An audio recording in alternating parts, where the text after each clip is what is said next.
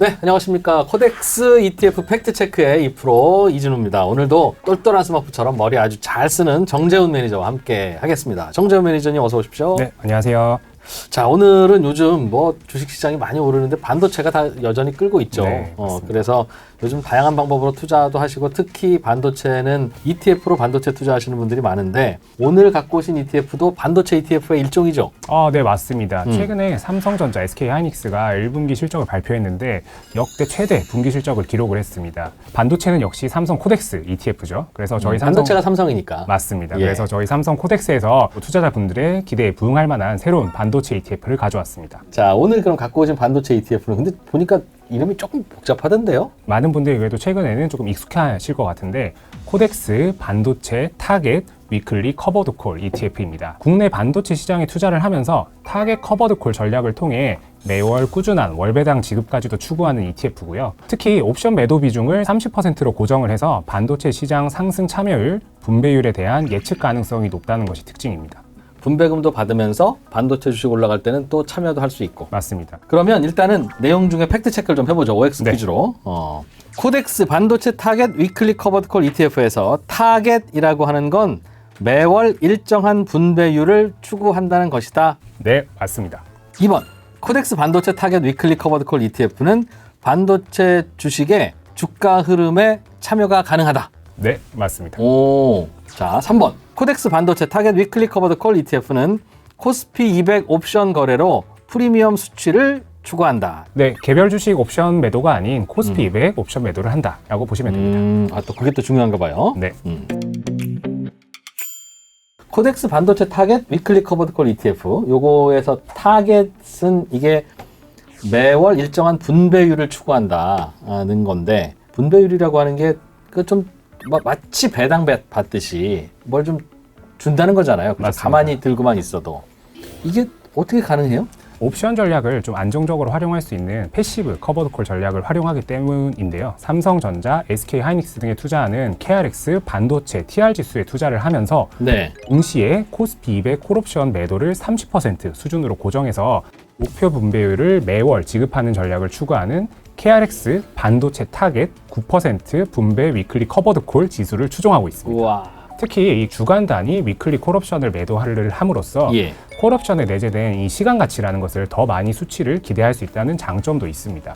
그래서 실제 ETF에서 분배금을 지급할 때는 콜옵션 매도에 따른 프리미엄과 주식에서 나오는 배당을 함께 분배 재원으로 활용해서 일정 수준의 목표 분배율을 지급하는 것을 추구하는 것이 특징인데요. 네. 결국 한국 반도체 시장 전반에 투자를 하면서 일정 수준의 시장 참여율과 함께 목표 분배율을 예상할 수 있는 예측 가능성이 높은 ETF다라고 좀 말씀을 드리겠습니다. 근데 만약에 이 콜옵션이라고 하는 건 그때그때 시장 상황에 따라서 가격이 다르잖아요. 맞습니다. 그 불안한 시장에서는 그 옵션 가격이 비싸지고 그러면 만약에 비싸게 팔면 더 우리는 수입이 많아질 텐데 그럴 때 남는 돈은 어떻게 합니까? 저희가 이제 목표 분배율을 초과하는 예. 분배 재원에 대해서는 재투자를 전액 실시를 하고 있습니다. 저희가 더 높은 분배율을 드릴 수 있습니다. 드릴 수 있지만 동 ETF는 단순히 분배율을 더 많이 드리는 것보다는 반도체 상승 참여와 함께 분배금의 안정성을 동시에 지향하는 것을 추구하다 보니까 비싸게 저희가 팔 때도 분배금은 같고 맞습니다.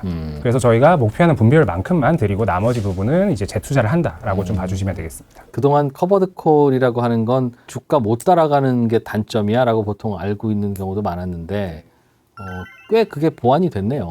네, 맞습니다. 사실 초기에 등장한 커버드콜 ETF 같은 경우에는 등가격 콜옵션을 100% 매도함에 따라 너무 많이 매도했구나. 맞습니다. 그래서 시장을 참여할 수 있는 시장 상승 참여율이 거의 없었습니다. 그래서 코덱스 반도체 타겟 위클리 커버드콜 ETF 같은 경우에는 목표 분배율을 숙지하기 위한 수준만큼만 콜옵션을 매도하여 시장 상승 참여율이 상대적으로 과거 대비 월등히 높아졌습니다. 이거 설명해 주실 때 패시브라고 설명해 주셨어요. 네, 맞습니다. 패시브는 수동적인 액티브의 반대말이라는 걸 알고 있는데 그럼 이런 거 할 때 액티브도 있나 봐요? 무슨 차이가 있어요? 예측 가능성의 차이라고 생각을 하는데요. 저희 코덱스 반도체 타겟 위클리 커버드 콜 ETF의 경우에는 패시브 커버드 콜 전략으로 콜옵션 매도 비중이 30%가 고정되어 있습니다.